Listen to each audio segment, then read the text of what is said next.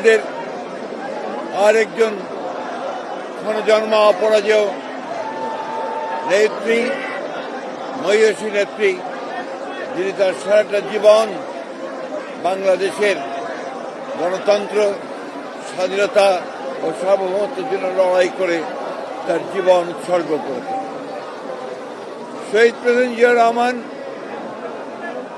বাংলাদেশের রাজনীতিতে একটি এমন নাম, যে নাম প্রতি মুহূর্তেই স্মরণ করতে হয়, যিনি বাংলাদেশের স্বাধীনতা ঘোষণা করেছিলেন এবং পরবর্তীকালে বাংলাদেশে গণতন্ত্রকে এবং বহুদলীয় গণতন্ত্রকে তিনি পুরো প্রবর্তন করেছিলেন।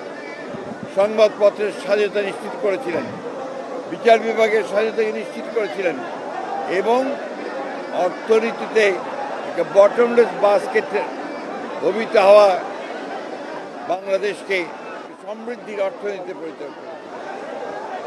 শহীদ প্রেসিডেন্ট জিয়া রহমানকে সেই জন্যে আমরা বাংলাদেশের মানুষ প্রতি বছর স্মরণ করি। তার অনুসৃত যে পথ, সেই পথে আমরা সামনের দিকে এগিয়ে যাই, একটা উদার গণতান্ত্রিক বাংলাদেশ প্রতিষ্ঠা করবার লক্ষ্যে আমরা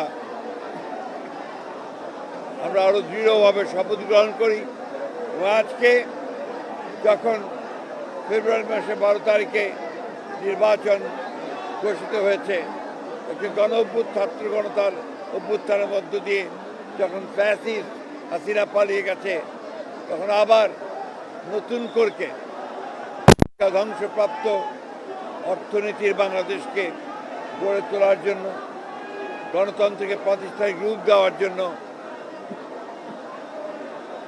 আমরা আজকে এখানে শপথ নিয়েছি। এবং এই শপথের মধ্য দিয়ে বাংলাদেশ জাতীয়তাবাদী দল এবং সমস্ত অঙ্গ সংগঠন বাংলাদেশে শহীদ জিয়ার যে আদর্শ, সেই আদর্শকে এখানে বাস্তবায়িত করবে, এই শপথ আমরা আজকে এখানে নিয়েছি।